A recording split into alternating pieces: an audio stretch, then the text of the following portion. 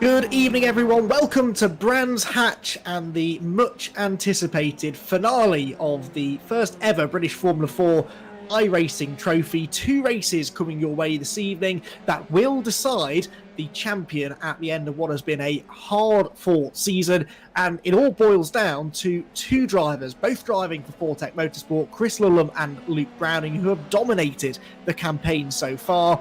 And both arrive here at Brands Hatch with a realistic chance, the pair of them actually, to claim the title. There are 14 points between them. There are countless points permutations, which we'll get into in a little while, but the main thing is that they both have the pressure well and truly on to perform and to make sure that they are the ones who win that grand prize, which is a free entry into a round of the 2020 Real World British Formula 4 Championship, fully paid for by the championship, and that is what they've all been competing for. And for these drivers, Luke Browning already confirmed to be racing in British Formula 4 this year. Chris Lulham was hoping to come back for a full campaign, having dipped his toe in the water in 2019.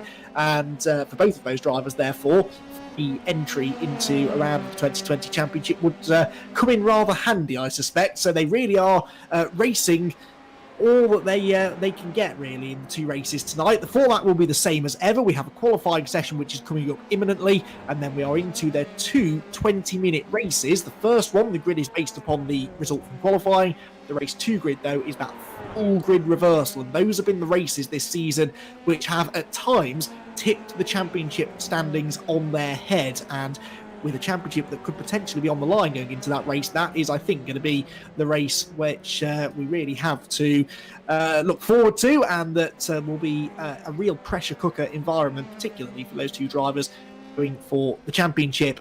My name is Andy McEwen, and it's been my privilege to talk you through all of the action in this British Formula 4 iRacing trophy. Alongside me here, before we dive into qualifying, is our clerk of the course, Dan Blake. Dan, good evening. I know you've been enjoying the championship just as much as I have been. It really is kind of the perfect scenario, isn't it? We really hoped it would come down to the wire between two drivers who have been almost inseparable all year long.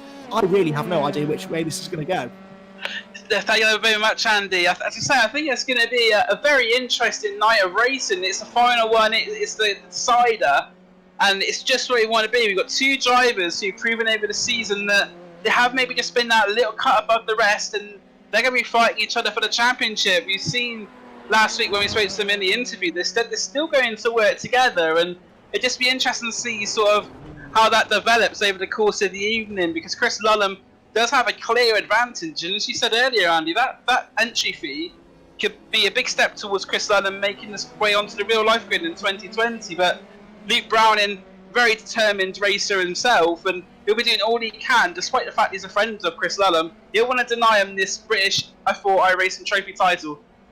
Yeah, absolutely, and I do think that, though, that teamwork that's been going on might just go out the window some point during tonight's two races, even if it's not right at the start of race 1. But I think at some point they're going to have to put their teammate status aside and just go after it. I think if it boils down to that last race decider, it will absolutely be an all-out war, really, between the two drivers as they try and claim the championship. Well, before we dive into tonight's action from the majestic Brands Hatch Grand Prix circuit, let's remind ourselves of what happened a week ago when we were at the Silverstone International Circuit, a completely different venue. The big, wide, flat, open spaces of the Silverstone International Circuit provided arguably some of the best racing of the season so far.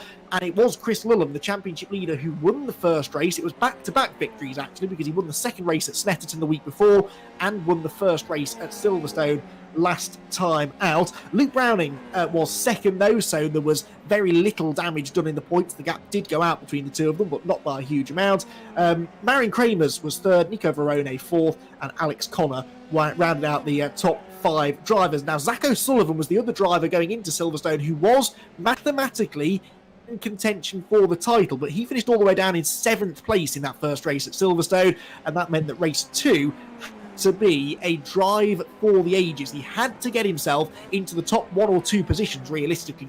Hopes alive. Wasn't able to do that. Race 2 was won by Rafa Martins, his first victory of the season. Jonathan Hoggard was second, and Alexei Nesov was in third.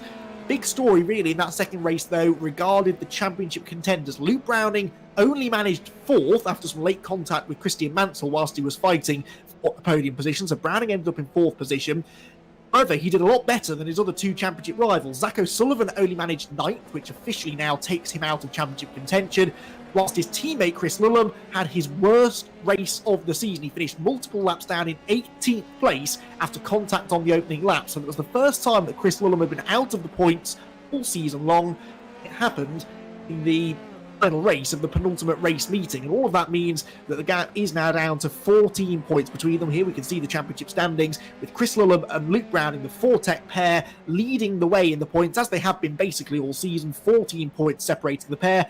Zach O'Sullivan is third, and he now really has to focus his attentions on holding on to that third place in the championship. He's on 115 points. That's 17 points clear of Marion Kramer's. So a good finish in the first race tonight should secure Zach O'Sullivan the third place in the championship over his teammate Marion Kramer's, who in turn is only 3 points ahead of Nico Verone, who is 3 points ahead of Jonathan Hoggard. So that's kind of a three-way scrap for fourth in the championship, and it could become a four-way scrap for third if O'Sullivan has any dramas in this first race of the night. Seb Priaulx there, 8th in the championship, sadly can't make it tonight. He has commitments elsewhere. I believe he's preparing to race in the virtual Le Mans 24 hours, so best of luck to Seb in that, and thanks for his support. Seb Priaulx has been one of our biggest supporters throughout the season, and I know he's really enjoyed racing in the championship. He's running top 10 in the points, despite the fact that he's had some truly abysmal luck. Only one podium throughout the season, but he's always been a real cheerleader for the championship. So thank you, Seb. Thank you to all of the drivers that have taken part over the course of the last 6 or 7 weeks or so, and we really are very grateful that they have dived straight into their to the iRacing action. We are looking forward to the show that they will produce here in the final round of the season. So qualifying then is not that far away. We've got about 5.5 minutes to go, Dan, before we jump into this qualifying session, and the story of qualifying this season, it's been Luke Browning dominance, hasn't it? He's been on pole position in each and every one of the qualifying sessions that we've had so far this season. So you'd be daft in a way, wouldn't you, to bet against him today?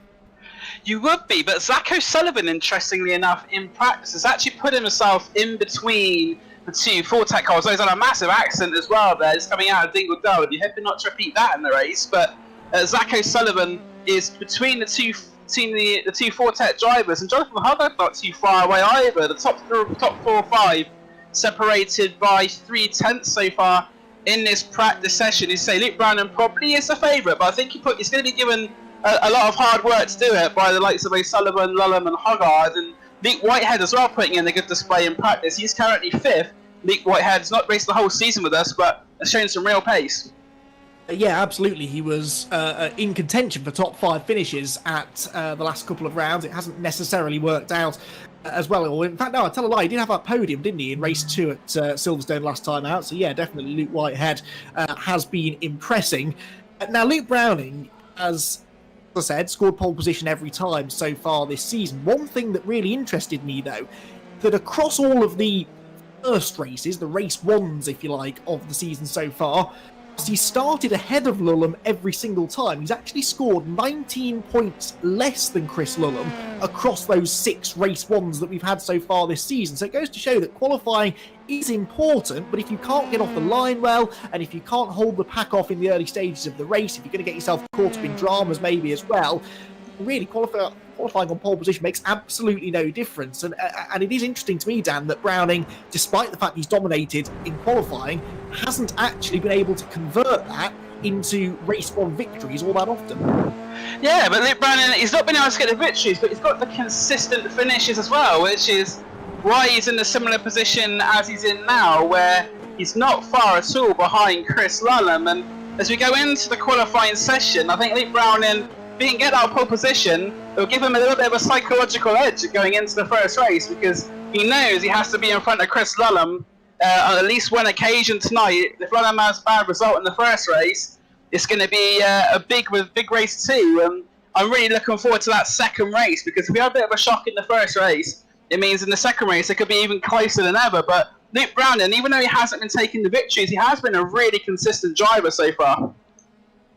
Yeah, the simple maths basically, if Chris Lullum were to win the first race, which he has done on a few occasions already this season, then Luke Browning has to finish on the podium. If Browning is off the podium and Lullum wins the race, Lullum is the champion, provisionally at least. So that's the first target for Browning. He has to be on the podium. On the podium, then it is guaranteed to go down to the final race of the season. We're following Alexei Nesov now, the Russian driver, coming down the hill to Hawthorne Corner. He was a late entry into the championship, but has really caught everybody's attention. He's had 3 podium finishes already this year, all of them third places. What do you think his chances are, Dan, of improving on that third step of the podium tonight?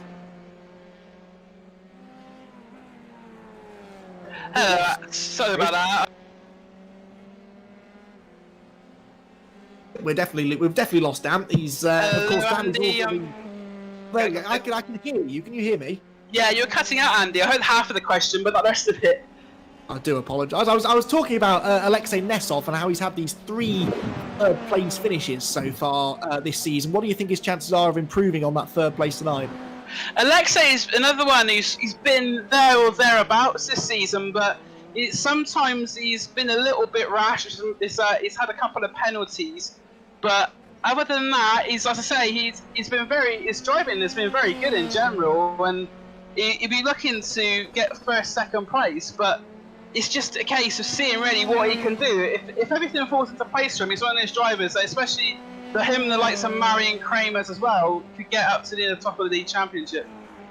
Yeah, Marion Kramers was another driver who went to Silverstone actually in contention for the title, but didn't have the best of nights last time out, did Kramers. He had himself a podium in the first race and got 5th place in race 2, but he was that far back that was not quite enough in the end to keep him in contention. Luke Browning then we're following, the man's 2nd place in the championship here at in the British Formula 4 iRacing Trophy.